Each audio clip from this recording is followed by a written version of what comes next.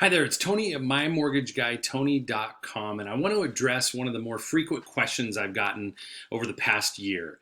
Should we buy real estate now or should we wait?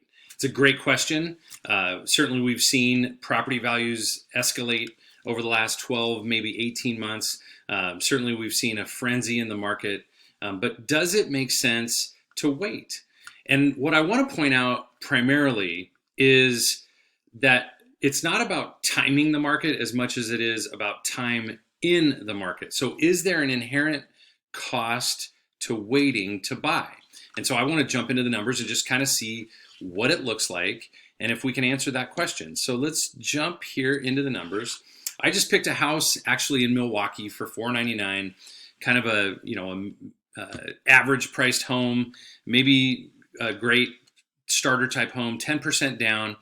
And what I wanted to point out is that, yes, things are kind of moving upward in both price as well as rate. So there's going to be incremental cost increases the more that we wait.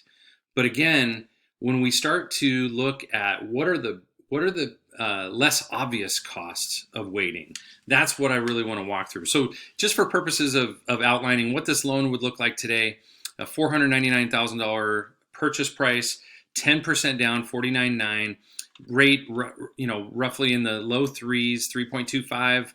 Total mortgage payment with estimated property taxes, homeowners insurance, mortgage insurance, $2,549, and roughly $60,000 cash to close. So then when we take a look at waiting for a year, yes, the price goes up. You're looking at about $230 increase in monthly payment. You're looking at, a little less than $4,000 increase in cash to close. And again, it moves up at the 2-year mark as well. But I want to point out what really happens here is that you miss out on appreciation as well as amortization.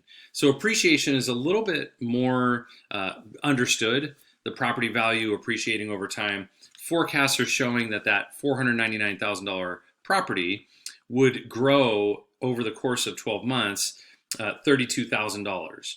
But here's the one that's less often thought about, which is lost amortization. So when you buy a home, you have kind of a forced savings plan. We call it a mortgage piggy bank, where every payment that you're making, you're building equity in that home. And over the course of that year, you're basically putting $9,000 into your own personal mortgage piggy bank.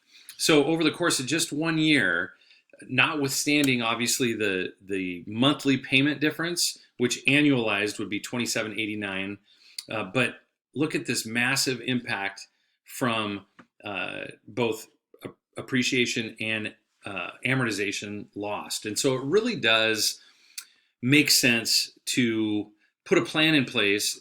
Maybe it isn't today. Maybe it's 30 days or 60 days from today, or maybe even 6 months from today. But you don't know until you know. And I think the more important factor here at play is making certain that you have a plan in place so you have confidence in the decisions that you're making. You know the steps that you're taking right now to get you to where you want to be, knowing full well that the sooner that you can get into the market, the better off that you'll be. So my encouragement would be to reach out. Let's put a call together, talk through your goals, big picture stuff, what's most important to you, what you're trying to achieve, and then put a plan in place and a timeline around that plan so that we can accelerate those goals and get you where you want to be. All right, thanks so much. Talk to you soon.